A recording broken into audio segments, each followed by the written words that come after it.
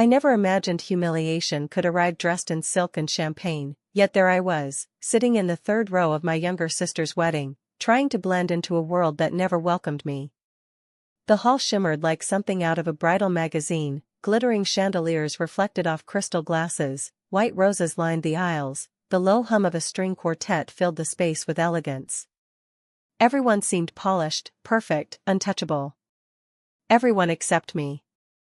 I wore the only formal dress I owned, a faded navy blue gown I had rented for the night, its fabric tugging awkwardly at my shoulders, reminding me with every breath that I did not belong here. Beside me sat my son, Luca, in a little suit that had cost me 2 entire paychecks. His legs swung happily under the table, his small shoes tapping against the polished wooden floor in excitement. His eyes sparkled as he looked around the hall, whispering to me about how the chandelier looked like a spaceship, about how his aunt looked just like a princess in a fairy tale. To Luca, this night was magic. To me, it was a battlefield of unspoken words. I had debated whether to attend at all. My relationship with my family had been broken for years, but when the invitation arrived, a tiny, foolish part of me wondered if this was a chance to be seen again, not as the black sheep, not as the single mother they whispered about, but as someone who mattered.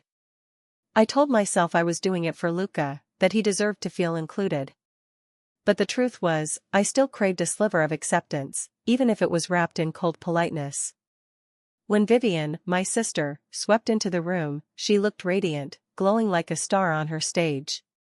She always had that energy, the way people leaned toward her, drawn in by her beauty, her charm. She smiled, basking in the spotlight, while the cameras flashed endlessly. For years, she had been adored, while I was compared, diminished, set aside. She got the compliments, I got the comparisons. She got the silk handkerchief when she sneezed, I was told to stop being dramatic when I was sick. She had everything handed to her on a golden plate and still managed to look like she earned it. And yet, despite all this, I came. I sat quietly. I smiled, clapped, and tried to blend into the crowd as if I belonged. Then came the moment that still burns in my memory. The speeches. At first, they were harmless. The groom's best friend shared a few jokes, light and forgettable. People laughed politely. I relaxed slightly, thinking maybe I could survive this night unnoticed. But then Vivian stood up. The room hushed, anticipation hanging in the air. She lifted her champagne flute with perfect grace, her dress catching the light like liquid silver. "I want to thank everyone for coming," she began, her voice smooth, glowing. "It means the world to have you here. And of course, I want to say something special about my big sister." I felt Luca's little hand squeeze mine.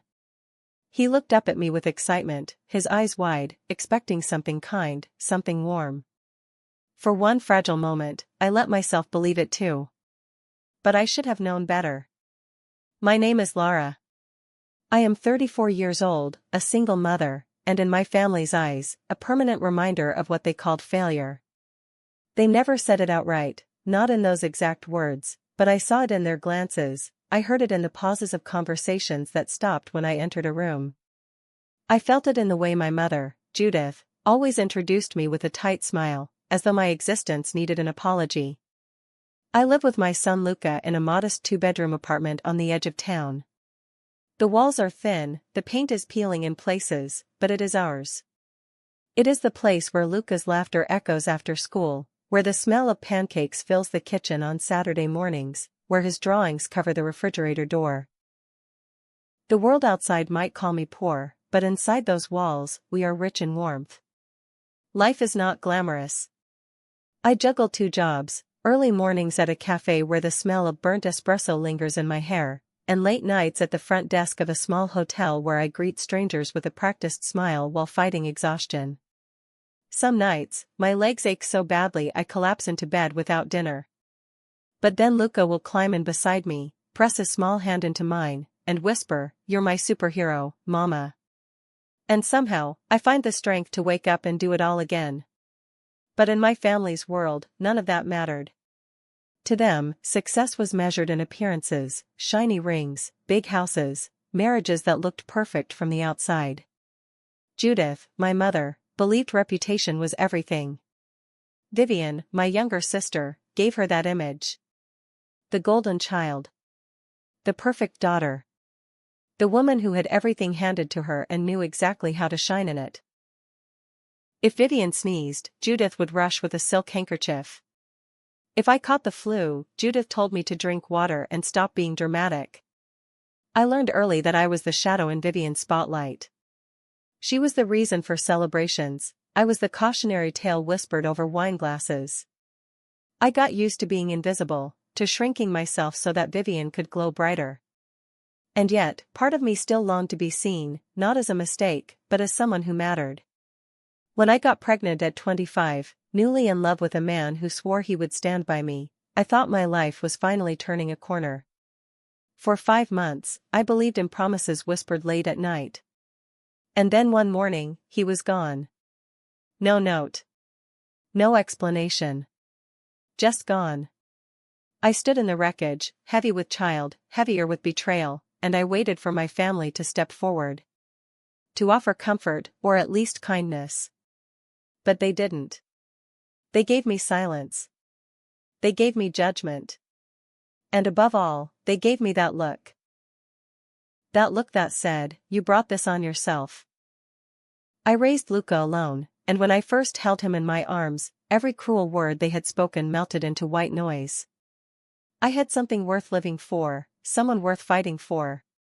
Still, deep down, I held on to a quiet, aching hope that someday, my family would see me. Not just as the single mom they whispered about, but as a woman worthy of love, respect, and dignity. That hope is the reason I accepted Vivian's wedding invitation. That hope is why I walked into that glittering hall, even when everything inside me told me not to. And it's that same hope that was about to be shattered.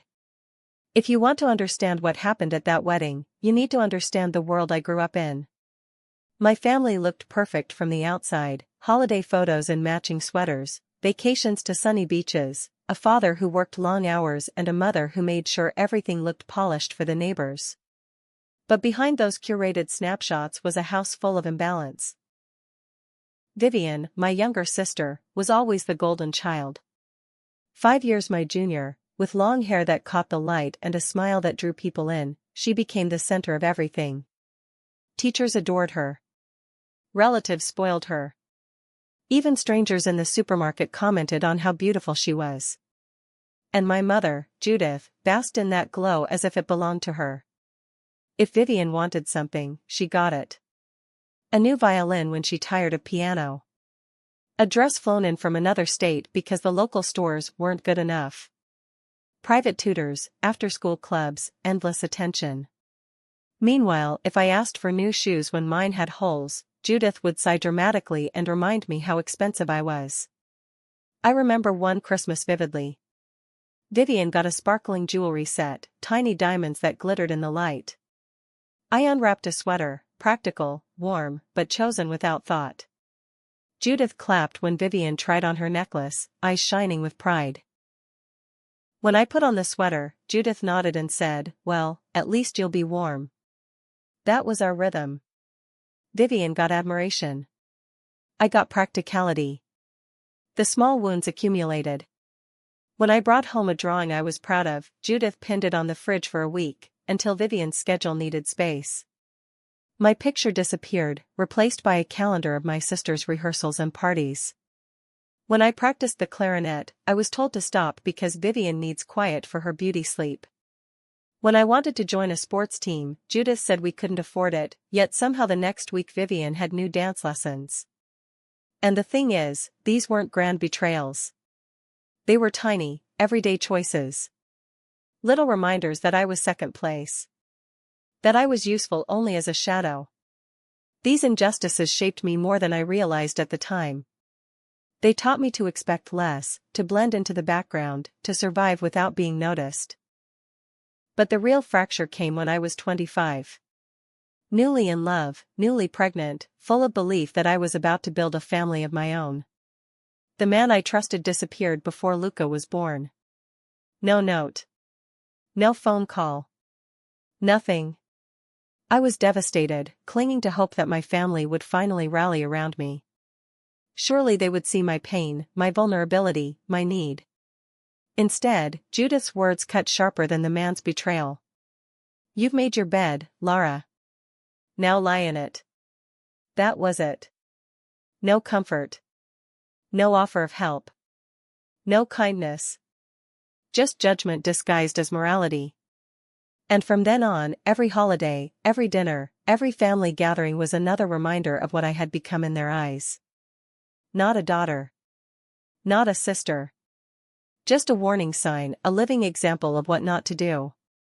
And yet, despite everything, I still longed for recognition. I still showed up to birthdays and holidays, carrying gifts I could barely afford, smiling through the whispers, enduring the pitying looks. I told myself I could handle it, that I was tough enough, that it didn't matter what they thought. But deep down, it always mattered. And that is why Vivian's wedding invitation felt like a chance. A chance for redemption. A chance to finally be seen. I thought, perhaps foolishly, that stepping into that glittering ballroom with Luca by my side might close the gap years of silence had carved between us. But instead of closure, it opened the deepest wound of all. The envelope arrived with a shimmer of gold along the edges, Vivian's name embossed in bold letters across the front. Inside was an invitation to what my mother called the event of the year. My sister's wedding. For most families, this would be an occasion of joy. For me, it was a dilemma that sat like a weight on my chest. I almost didn't RSVP. The thought of sitting through a night of whispers, half-smiles, and thinly veiled pity made my stomach twist. But then Luca found the envelope on the kitchen counter. His little fingers traced the golden letters, his eyes wide with wonder. "Mama, are we going? Can I wear my suit?" His excitement pierced through my hesitation. He had been shielded from so much of my family's coldness. He still believed weddings meant love, unity, and togetherness. I couldn't bear to steal that from him. So I said yes. I rented a navy blue dress, simple but elegant enough to blend in. I spent the morning curling my hair in the bathroom mirror, Luca sitting cross-legged on the floor practicing how to tie his tiny tie. We laughed when he got chocolate on it, and I cleaned it carefully, determined that at least he would walk into that hall looking perfect. The venue was breathtaking. Rows of white roses framed the aisle, candles glowed softly along the walls, and a string quartet filled the air with delicate music. Guests in glittering gowns and tailored suits drifted from table to table, laughter mingling with the sound of clinking glasses. Everywhere I looked, it screamed wealth, beauty, perfection. Vivian floated through the room like the star she always was, her gown shimmering under the chandelier. She smiled radiantly at everyone, until her eyes landed on me. For a split second, her smile faltered, her lips tightening before she tilted her head and said, "You made it." No hug. No warmth. Just acknowledgement, as though my presence was both surprising and slightly inconvenient. Then she looked down at Luca and added, "He's getting big," before gliding back into her circle of admirers. Judith didn't acknowledge me at all. She swept past in a gown dripping with jewels, stopping only to compliment the centerpieces and pose for photographs. To her, I was invisible, like one of the servers carrying trays of champagne. Still, Luca was mesmerized. His eyes lit up as he whispered, "It's like a castle, Mama. Aunt Vivian looks just like a princess." And in that moment, seeing his joy, I convinced myself it was worth it. I could endure one more night of invisibility if it meant my son felt included in something bigger. We found our table, number 9, near the back, close to the restrooms. Fitting, I thought bitterly. I laughed quietly at the irony and helped Luca settle into his chair. We ate our salads, him kicking his feet under the table, me avoiding eye contact with anyone I recognized. I heard my name whispered across clinking glasses but forced myself not to react. Then came the speeches. At first, harmless. The groom's best friend told a few jokes, people chuckled politely. I relaxed slightly, believing maybe, just maybe, I could make it through the night. But then Vivian stood up. The room fell silent as she rose, champagne flute in hand, posture flawless. The light caught her gown, making her glow like the star of her own show. She paused, just long enough for anticipation to build, then smiled that dazzling smile. "I want to thank everyone for coming," she began, her voice ringing clear. "This is the happiest day of my life, surrounded by the people who mean everything to me. And of course, I want to say something special about my big sister." My heart clenched. Luca squeezed my hand, his eyes bright with excitement. For a fleeting moment, I believed she might acknowledge me with kindness, maybe even gratitude. But the words that followed shattered that fragile hope into 1,000 jagged pieces. The invitation came in a cream envelope with gold trim, the kind you'd expect for royalty. My mother called it the event of the year. To her, this wasn't just a wedding, it was redemption for our family name. To me, it was a test I wasn't sure I had the strength to take. For days, I stared at that envelope on my kitchen counter, wondering if I should RSVP at all. Every memory of my family gatherings rushed back, the whispers, the sideways glances, the pity masked as politeness. Did I really want to step into that world again? Did I want Luca to see it? But then Luca found the envelope. His small hands held it like treasure. His eyes widened as he read the embossed letters. "Mama, are we going? Can I wear my suit?" His voice was so hopeful, so innocent, that I felt my resistance crumble. He still believed weddings were about love, unity, and belonging. I couldn't bear to take that from him. So I said yes. The morning of the wedding, I stood in our cramped bathroom, curling my hair in the mirror while Lucas sat on the floor, practicing tying his little tie. He grinned each time he got it almost right. When he spilled chocolate on the fabric, I gently wiped it clean, determined he would walk into that hall looking perfect. For him, this day was magic. For me, it was survival. The venue was breathtaking. White roses lined the aisle, candles flickered on every table, and the chandeliers sparkled like constellations frozen in glass. A string quartet played softly, their music floating through the air like silk. Guests drifted from table to table in shimmering gowns and tailored suits. They clinked glasses, laughed too loudly, and carried themselves with the easy confidence of people who belonged. Vivian glided through it all like she was born for this stage. Her gown shimmered with each step, her smile dazzling as cameras flashed around her. For a moment, she looked untouchable, like a vision from a magazine. Then her eyes found mine. The smile faltered, just for a second. She tilted her head, lips tightening before she said, "You made it."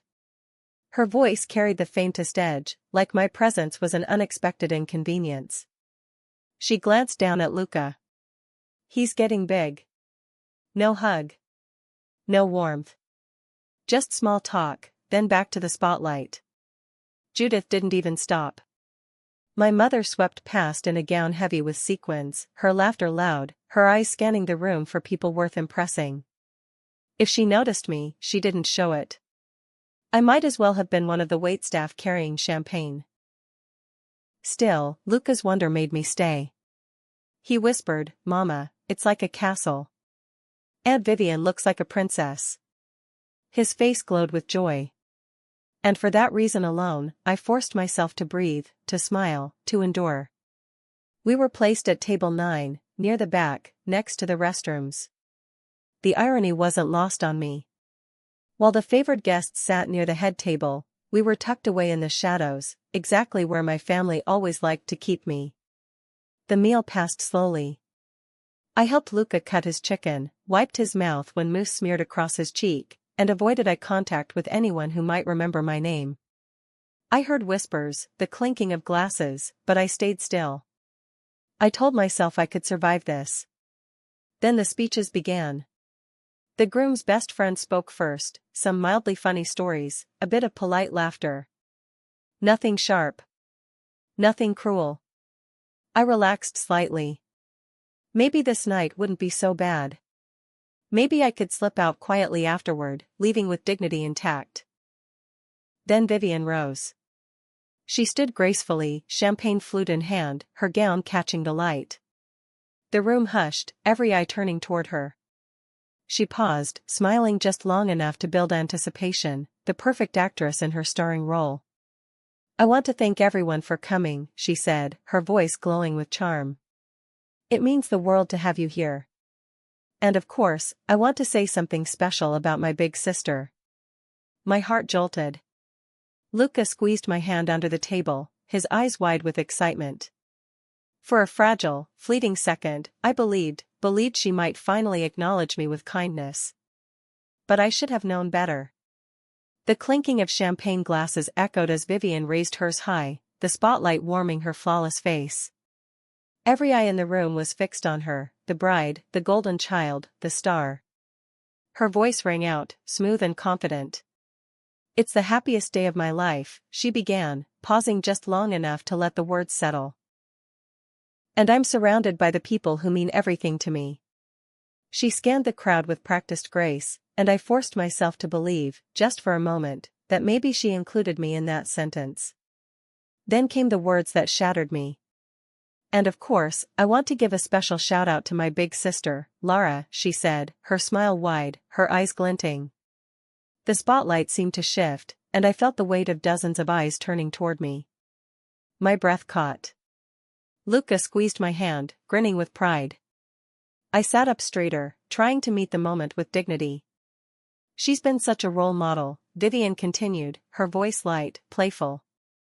"A single mom, strong, independent, and clearly unwanted by anyone else." The room erupted. Laughter exploded like shattering glass, sharp and echoing in my ears. Guests clinked their glasses, some threw their heads back, others smirked into their champagne. My stomach twisted violently, my vision blurred. For a heartbeat, I thought I had misheard her. Surely she hadn't just said that. But then I saw her smile. That perfect, dazzling smile she always wore when she knew she had the crowd. The laughter didn't stop. It rolled across the room like a wave, louder, crueler. Some guests looked briefly confused, their eyes darting toward me, but instead of speaking, they laughed harder, covering their discomfort with cruelty. Luca tugged at my sleeve. His little face was twisted with confusion, his eyebrows knit together. In a trembling whisper, he asked, "Why did she say that about you, Mama?" Before I could answer, my mother's voice cut through the laughter, sharp as a blade. Judith leaned forward from her table, her voice carrying easily across the room. "She's a used product," she declared, her tone dripping with false cheer. "But hey, she still polishes up well for her age." Another roar of laughter. Louder. Meaner. This time, there was no mistaking the cruelty. It wasn't playful. It wasn't light. It was cutting, humiliating, stripping me down in front of everyone I had once called family. I froze. My face burned hot, but no tears fell. I wouldn't let them. Not in front of Luca. Not in front of people who wanted to see me break. My hands curled tightly around my napkin under the table, gripping it as if it were the only thing keeping me from collapsing. The sound of laughter filled my ears until it drowned everything else out. It was the kind of laughter that slices through your skin, that brands you in a way you can't shake off. I looked around desperately, searching for a single pair of eyes willing to meet mine with compassion. But no one did. My grandfather stared at his plate, refusing to look up. My cousin smirked at her phone. My uncle, who once told me I reminded him of my late father, avoided my gaze completely. Every face turned away. Every back straightened in polite avoidance. I was utterly alone. And then I looked at Luca. His little smile was gone, replaced by confusion and hurt. He looked at me with wide, searching eyes, trying to understand why the people who clapped and toasted moments before were now laughing at his mother. That was the part that broke me. Not Vivian's words. Not Judith's cruelty. Not the laughter. But the look on my son's face, his innocence cracking as he realized his family saw his mother not as a woman, not as a guest, not as family, but as entertainment, as shame. In that moment, I wanted to disappear. To grab his hand, to flee the room, to erase it all. But my body wouldn't move. My legs trembled under the table, my mouth dry, my chest tightening as the laughter carried on. And just when I thought I might drown in it, a sound sliced through the noise. A chair scraped sharply against the polished floor.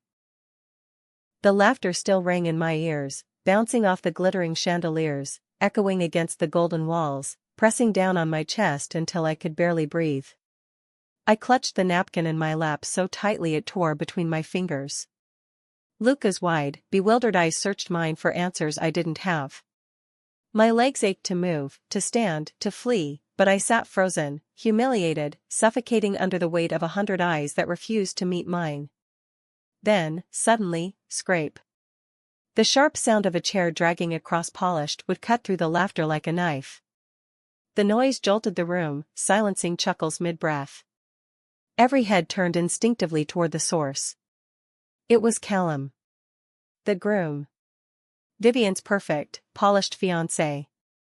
The man whose future was supposed to be tied seamlessly to my sister's, whose role was to smile, toast, and keep the night moving smoothly. He stood slowly, deliberately, his chair pushed back behind him. The muscles in his jaw tightened, his hands resting firmly on the edge of the table as though steadying himself. His face wasn't smiling. Not amused. Not even politely strained. He looked unrecognizable. He didn't look at Vivian. He didn't glance at Judith. He didn't survey the laughing guests. His eyes, steady, sharp, and unyielding, locked directly on me. And in that instant, the air shifted. The laughter dissolved into silence so sudden it felt unnatural. Even the string quartet stopped mid-note, their bows hovering awkwardly above strings. The air conditioner hummed faintly in the background, the only sound in a room that seconds ago had been filled with cruel laughter. My heart hammered in my chest. Why was he looking at me? What was happening? Vivian's smile faltered. She reached out, touching his arm, but Callum didn't move. Judith stiffened in her seat, her lips pressed into a thin line, eyes narrowing. Around the room, guests leaned forward, whispers dying on their lips. Everyone felt it, the shift, the unraveling of the polished facade. Callum straightened to his full height, his presence commanding in a way I hadn't expected. He didn't need to raise his voice or slam his hand for attention. His silence alone was enough. And for the first time all night, I felt the room hold its breath. I swallowed hard, my palms damp, my throat tight. Was this another setup? Another layer of mockery? A cruel twist where the groom joined the chorus of laughter? My mind spun with possibilities, panic clawing at my chest.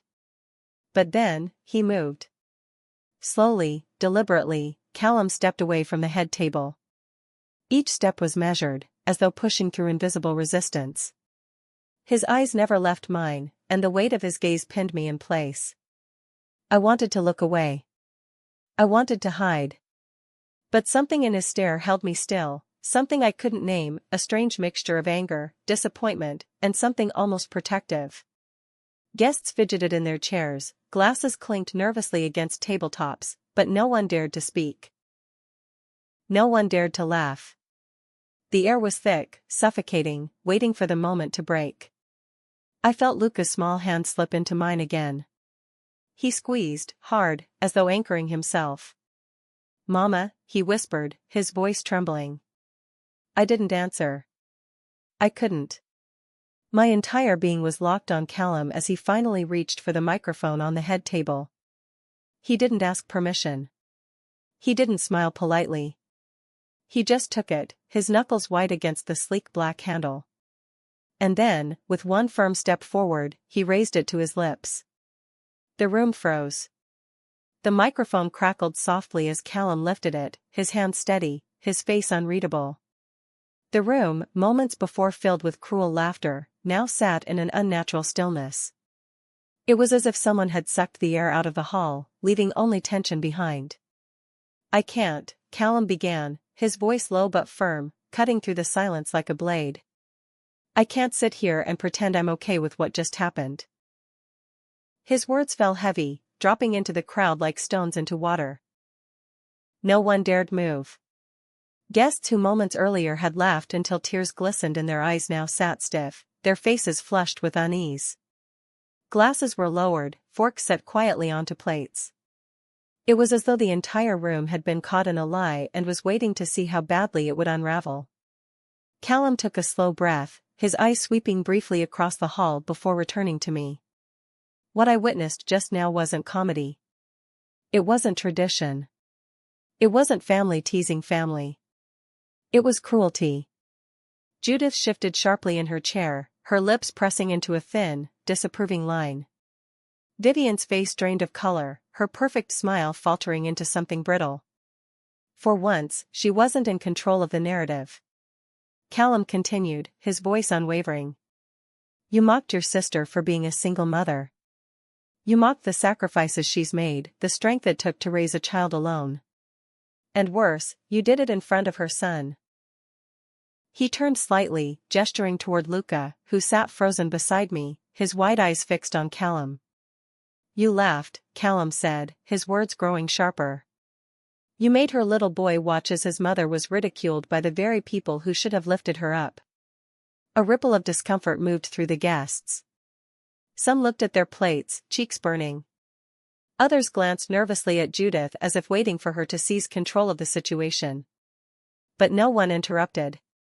No one dared. Vivian opened her mouth, perhaps to laugh it off, perhaps to twist it into another joke, but no sound came out. Callum didn't give her the chance. She didn't ask for this, he said firmly, his voice rising slightly. She didn't ask to be dragged into the spotlight tonight. She came here quietly, sat in the back, smiled politely, and supported you on your big day. She brought her son to witness your happiness. And you turned that into a punchline. The words hit like hammer blows. I sat frozen, my throat tight, my eyes stinging with unshed tears. For so long, I had endured in silence, swallowing my humiliation, believing no one would ever stand up for me. And yet, here was this man, the groom, my sister's soon-to-be husband, speaking truths no one else had dared to say. I've heard a lot about family while planning this wedding, Callum went on. About appearances, about loyalty, about traditions. But what I saw just now wasn't family. That was mockery dressed up as celebration.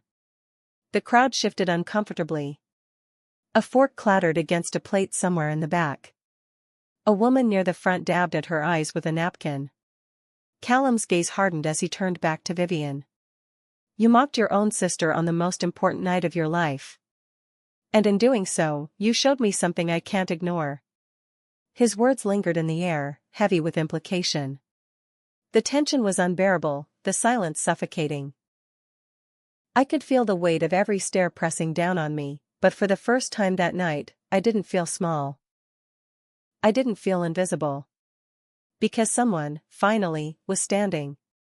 And the night was about to change forever. For a long moment after Callum's words, the room hung in suspended silence. It was as if no one dared to breathe, as though the chandeliers themselves were listening. The polished perfection of Vivian's grand celebration had cracked, and through that fracture, raw truth poured in. Judith moved first. My mother, who had sat stiff and regal all evening, suddenly shoved her chair back with a screech that pierced the hush. Her jeweled bracelets clinked as she pointed a trembling hand at Callum. What an ungrateful boy, she snapped, her voice rising to fill the void. How dare you embarrass Vivian in front of everyone? You sound just like her sister, selfish, dramatic, ungrateful. Her words, sharp and shrill, might once have silenced the room. They might once have made me shrink back into my chair, small and powerless. But tonight, they didn't carry the same weight. Something about Callum's calm truth-telling had stripped the power from her voice. Her accusations fell flat, bouncing off the marble floor and dissipating into nothing. Guests shifted uncomfortably. Some avoided her gaze, staring instead at their half-empty glasses. Others exchanged awkward glances, their earlier laughter souring into shame. The more Judith barked, the less control she seemed to have. Vivian stood frozen, her perfect posture finally cracking. Her shoulders sagged, her face pale, her smile gone. She looked like a child caught in a lie, clutching her champagne glass like it might anchor her to the moment. For once in her life, she wasn't the adored star of the evening, she was the villain, laid bare in front of everyone she'd tried to impress. Callum didn't flinch. He let Judith's words hang in the air, then calmly placed the microphone back on the table. His jaw was tight, his eyes steady, his silence more powerful than any argument. And then, without another glance at Vivian, he turned and began walking toward the exit. The sound of his footsteps echoed through the hall. Slow. Deliberate. Each one a hammer striking against the fragile facade of this perfect wedding. The guests parted instinctively, shifting in their chairs as if to make room for the truth that was walking out the door. I sat frozen, Luca's small hand still in mine, his little chest rising and falling quickly as he tried to understand what was happening. My own body ached to move, but I stayed seated, watching as the one man who had spoken up against this cruelty left the stage behind. Judith's face burned red, her fury spilling over as she shouted after him, "Don't you dare walk away from this family. You'll regret it." But her threat sounded hollow, desperate. The authority she had always wielded like a weapon no longer pierced the air. Vivian finally tried to speak, her voice cracking. "Callum, wait," she called, her hand stretching out toward him. But he didn't stop. He didn't even glance back. He kept walking, each step louder in the silence than her pleading words. The music didn't resume. No one lifted a glass. The string quartet sat motionless, instruments in their laps, as though afraid to break the tension. The fairy tale image Vivian had constructed so carefully lay in ruins around her. And me? For the first time in my life, I wasn't the one shrinking under Judith's voice. I wasn't the one swallowing humiliation while everyone laughed. I sat there with my son, silent but steady, and watched as their empire of appearances crumbled in the space of a few breaths. When Callum reached the doors, he paused only long enough to look back, not at Vivian, not at Judith, but at me. His eyes softened for a moment, and then he was gone. The fairy tale was over. And the reckoning had only just begun. The moment Callum walked out of that hall, the room collapsed into an uneasy stillness. It was as though someone had cut the power, no laughter, no music, no toasts, nothing but the faint hum of the air conditioning and the clink of a single spoon hitting a glass. Guests sat frozen in their seats, their eyes darting between Vivian, Judith, and the doors where Callum had just disappeared. Vivian stood at the head table, her body trembling in her sparkling gown. Her perfect posture was gone, her shoulders slumped under the weight of humiliation. She looked around as though searching for someone, anyone, to save her. But the faces staring back weren't smiling anymore. Some looked shocked, some embarrassed, and a few even angry. Not at Callum. At her. Judith rose again, her voice sharp, but even she seemed diminished. "What an ungrateful man," she spat, her words tumbling into the silence.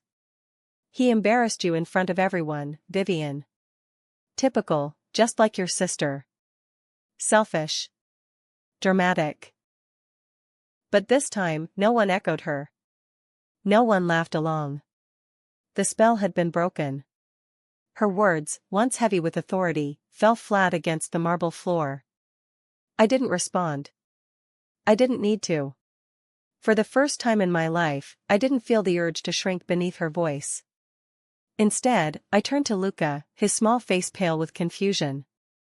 He looked up at me, whispering, "Are we leaving?" "Yes, baby," I said softly, brushing his hair back. "We're going home." As I stood, something remarkable happened. The crowd parted. People shifted their chairs, moving aside as if clearing a path for me. Some avoided my eyes, shame written across their faces.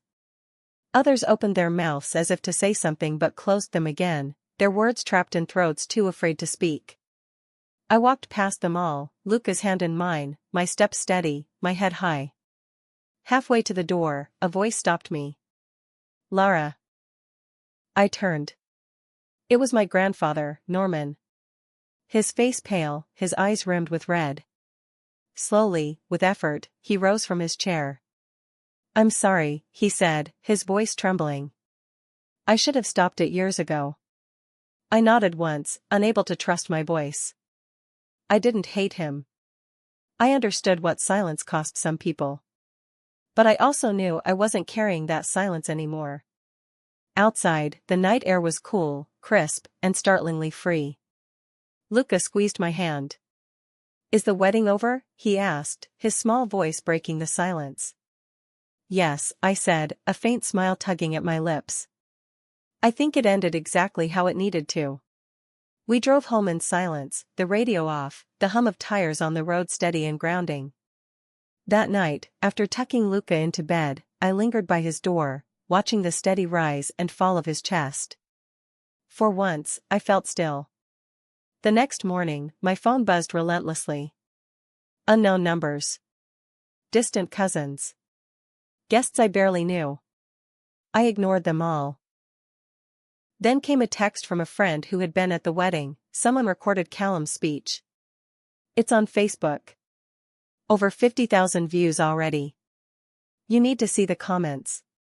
My heart pounded as I opened the video. And there it was, Callum's voice, calm and steady, standing up to an entire room. And there I was in the frame, frozen, holding Luca's hand. The comments scrolled endlessly. "This man is a hero. She deserved better. I'm crying watching this. Every single mom out there just got a little bit of justice tonight." I didn't cry. I didn't even smile. But I felt something deep inside me, something clenched tight for years, finally release. The fairy tale wedding had ended in ruins. But the truth had finally found its voice.